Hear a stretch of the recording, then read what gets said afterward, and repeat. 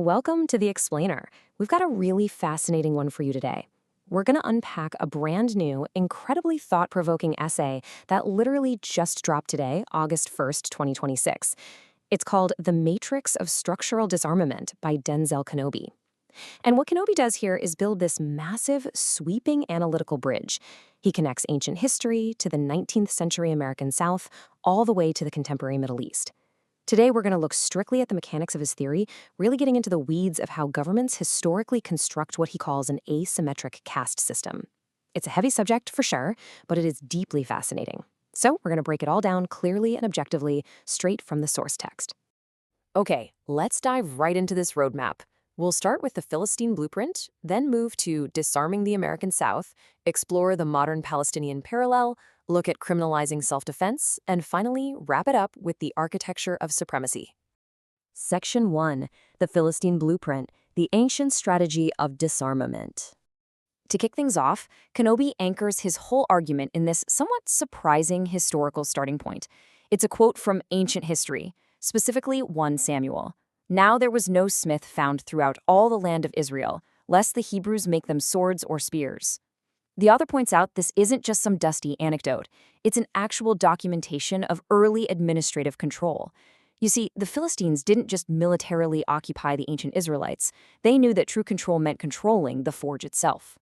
According to the essay, denying the right to bear arms is basically never just a neutral public safety measure. By completely liquidating the domestic ironworking industry, the Philistines forced the Israelites into total material dependency. I mean, they couldn't even sharpen their own plowshares or axes without Philistine oversight. This meant that if a crisis ever popped up, the subjugated population was completely defenseless against any kind of state or vigilante aggression. And that brings us to the absolutely crucial concept we need to grasp for this explainer: structural disarmament. The essay defines it as a dual apparatus. It's really important to let that sink in. It's not just the act of taking weapons away from one group. To actually maintain an asymmetric caste system, the ruling structure has to simultaneously enforce the state-sanctioned, highly incentivized armament of the dominant class. It's that stark contrast, that deliberate, engineered inequality of force that ultimately transforms a population into captive subjects. Section 2. Disarming the American South, Antebellum Laws and Black Codes. Let's look at how this ancient blueprint was actually applied here in historical America. The legal disarmament of Black people was codified incredibly early on. By 1640, Virginia was already putting this into law. Fast forward to 1831, right after domestic uprisings like Nat Turner's Rebellion, state legislatures started tightening these laws into really severe slave codes. They made firearm possession by a Black person an outright criminal offense. The text notes the goal here was twofold: enforce a servile caste status and soothe the existential anxieties of the white planter class. But notice that 1865 marker on the timeline. The abolition of chattel slavery didn't magically dismantle this logic, it just refashioned it into the Black Codes, explicitly denying firearm licenses to freedmen. And this brings us right back to that dual apparatus we were just talking about. While freed Black communities were being systematically denied licenses by local authorities, leaving them totally defenseless, the state was implicitly backing the other side of the equation. Armed vigilante organizations, like the Ku Klux Klan and various paramilitary white militias, were essentially allowed to function as informal arms of racial governance. So one group is legally barred from self-defense, while the other operates with structural impunity. Section 3. The Modern Palestinian Parallel, Military Orders and Settlement Security. Now Kenobi pivots to his second major case study, moving from historical America to the contemporary Middle East. And this brilliantly illustrates the core of his theory. He directly maps the antebellum Black Codes straight onto Military Order number 1651 in the occupied Palestinian territories. It reveals a highly specific target for disarmament, juxtaposed right up against a highly specific target for armament. Let's get into the modern specifics the text lays out here. Under Military Order No. 1651, Palestinians in the West Bank face absolute physical disarmament. Under this framework, even nonviolent political organizing or displaying national symbols can be classified as a security offense. Now contrast that with the late 2023 administrative directives from the Israeli Ministry of National Security. The text highlights that firearm licensing criteria were relaxed to distribute tens of thousands of assault rifles to Jewish Israeli civilian security squads and settlement defense groups. Kenobi argues, this modern dual apparatus perfectly mirrors that historical deployment of armed civilian militias we just saw, all used to enforce spatial dominance. Section 4. Criminalizing self-defense, the erasure of legal protection. So, you might be wondering, how does a state legally justify this asymmetry?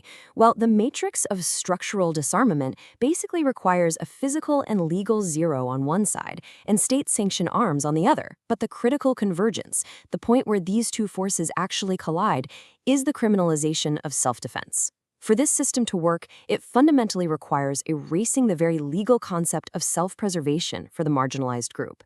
In practice, this creates a total legal inversion. Let's look at the parallels.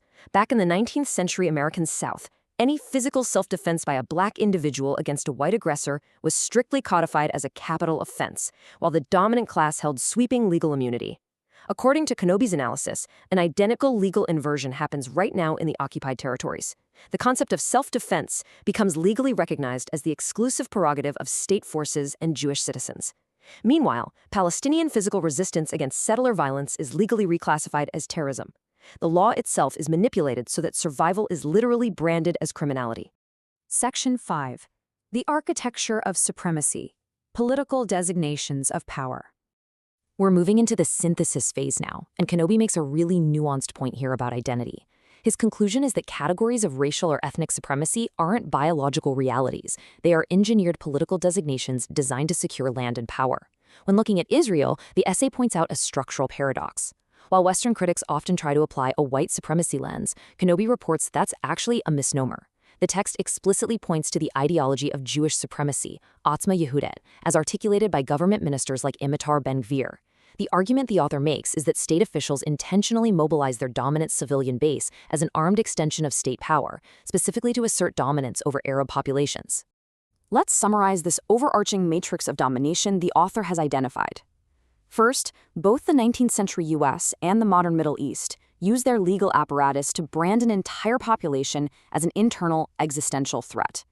Second, the primary strategic objective is always to preserve an absolute monopoly on force.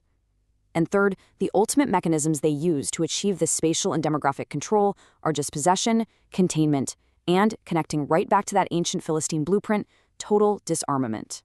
The author concludes his comparative analysis with a pretty powerful call for structural accountability, urging the dismantling of these dual legal systems. And he anchors this final thought with a poignant quote from Habakkuk, "Write the words and seal with the seal of truth." It's a really striking, memorable way to close out such a heavy, legally complex essay. It definitely reminds us of the enduring weight of how laws are written and applied. And that brings us to the end of today's explainer. I want to leave you with one final, provocative thought based on everything we've just unpacked together. How do historical frameworks of power and disarmament continue to invisibly shape the modern legal systems we observe today? It's a question that really forces us to look past the surface level of current events and examine the deep structural blueprints hiding right beneath them. Thank you so much for joining me today, and keep questioning the architecture of the world around you.